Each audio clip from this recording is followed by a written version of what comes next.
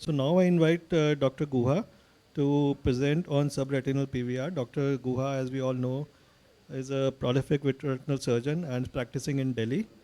And he is the champion of subretinal surgery, I may say. Sir, That please. that epithet goes to you.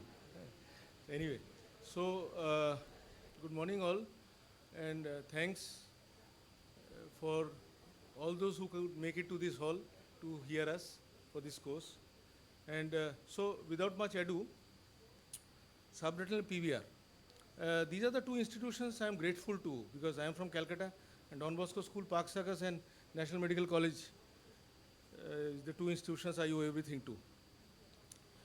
Now, subretinal membranes we know are retrolental bands of membranes, and there are known complications of Rigardi and trauma, and as a part of spectrum of the PVR.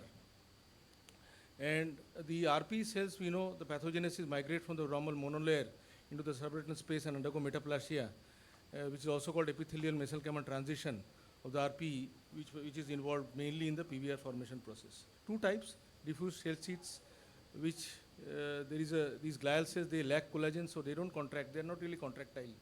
So sometimes they do not need to be removed, most often. Not sometimes, most often. The taut membranes are the second group containing mainly myofibroblasts, 95% derived from RPE, and also containing fibrin and collagens type 1 to 4. These are the ones which usually requires division or removal. These are the morphological types. We don't want to go into detail. We all know. Now, this is very important. Lewis reported that only 28 to 30% of the subretinal strands actually require removal or transection, and patients who do not require removal or transection have a relatively better prognosis. So this is an old publication. So since then, much water has flown down the Ganges, and right now, even after we remove, the prognosis is quite good. So we should also know when not to remove subretinal bands. For example, this is a band. As I play the video, you will realize this is coming subretinally from the macular area right up to the periphery. Now, if you do a simple test of depressing, we put PFCL after doing a thoravitrectomy, of course, clearing space for the PFCL, and then you depress, and then as you release, if it still remains taut, then you must remove. If it, the band plays along with the depression, then most of the cases you just need to do a barrage around the bands and not as you see. So you have to go posteriorly and then come in this type of situations. But it's very important to remove the vitreous base, as you would see. So surgical principles are the same as any PVR, closure of brakes, release of traction. And preventive aspects we won't deal much here. So key points are sheets never cause enough force, plus bands often have to be removed. Like these sheets can do well with buckling surgery alone. You can see. Now, if the band is next to a brake, a retinotomy might not be required. You can remove it through the adjacent brake. But if a retinotomy has to be made locally, then it should be near a band and never over a band. And the site should be chosen as such that you can apply tangential force to remove the band with your forceps, like for example in this case. Now, these are the various maneuvers one can adopt to unimanually and also bimanually, as I will show in the video. So, but it's always preferable to use a wide angle system to see the remote effects of your localized actions. That's the beauty of the wide angle systems. And never use diathermy, I want to re-emphasize, over a band, so it can sever the band and spoil your surgery. Now, sometimes the band is strongly attached through various attachments to the RPE, so it's better to cut these bands and not to remove toto because it might lead to bleeding and other complications. If there is a diffuse network, as you would show in the video, of subretinal proliferation, then you would often need to do a thorough retinotomy, which if you do a retinotomy in a large network, as you would see, it has to be 360 degree. It's better to do a 360 retinotomy so as to release all the tractions and do it under your direct vision. There has been a paradigm shift. I call this technique a tug of war, initially propagated also by Dr. Cyrus Schroff, but I extrapolated to deal with subretinal PVR also.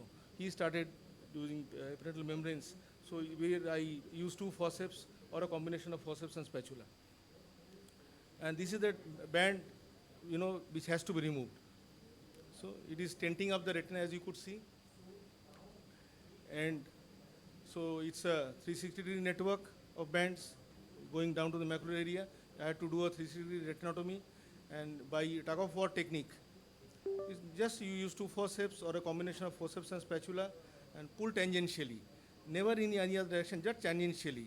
You would see the one part of the band will definitely give way. The beauty of retinotomy is that you can have access posteriorly also if you want to remove any subretinal element, but be very careful. So you can go right up to the disc sometimes and remove the submacular bands. So you put PFCL and then settle the retina, do a thorough laser and PFCL silicon exchange. And so these are the tricks of doing a retinotomy. You do radial cuts to release the vector forces, otherwise there will be later PVR changes and the redetachments. So this aspect I wanted to highlight, radial retinotomy at the inferiorly into two sides, if it's a 360-degree retinotomy. Of course, this is a case which presented to us, repeat surgeries elsewhere.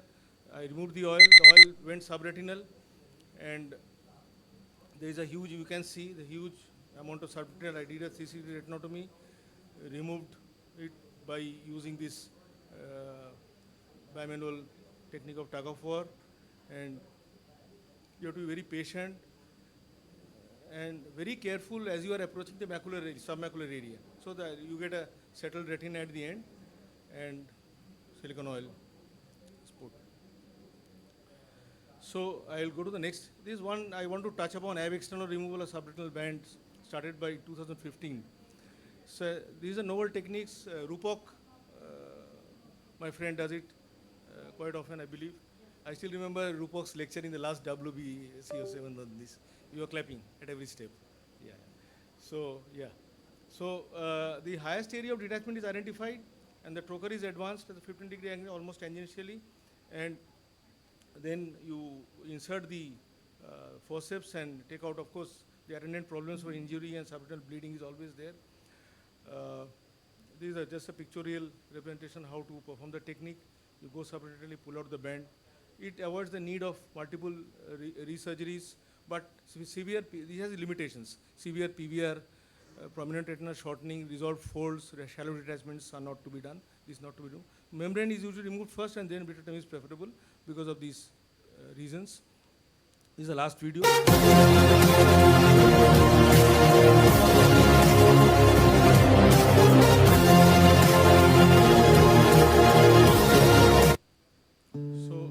you do have to perform the localized retinotomies and localized, if there are just localized membranes, subretinal membranes, you do a retinotomy as I showed in that way. You choose the site carefully, and in these cases, you do a thorough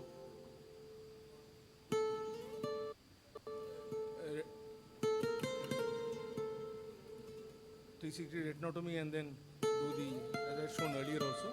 But these are few cases which are atypical in the sense that one of the cases involved a huge macular hole, massive macular hole, and more than 3,000 microns diameter with subretinal PVR after repeat surgeries elsewhere, and there it is autologous retina transplant also along with it, and the last is a foreign body. So you have to be careful. These at the periphery edges also PVR, they have to be removed tangential. These are neither subretinal nor epiretinal, but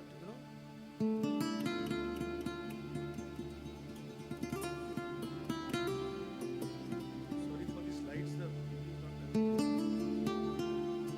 sometimes the folds disappear when you.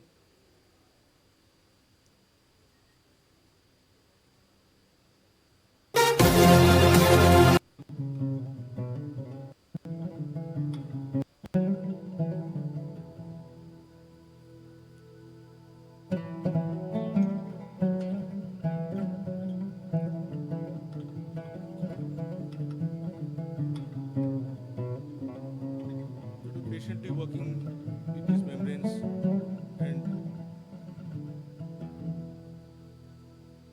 this is the case I was referring to. So subretinal PVR with rear detachments with a huge macula, you will see the hole shortly. So retinotomy done previously, so I just detached it from the edges. And this is the retinal transplant that I am placing in position. Taking from periphery.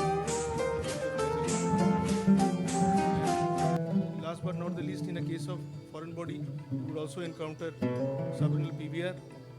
So after removal of the foreign body, you would go in and take out these subretinal membranes. There was already a pre-existing break, so it was not difficult to maneuver. Unfortunately, this foreign body was lost very near the fovea, so the visual recovery was not good. Thank you so much for your attention.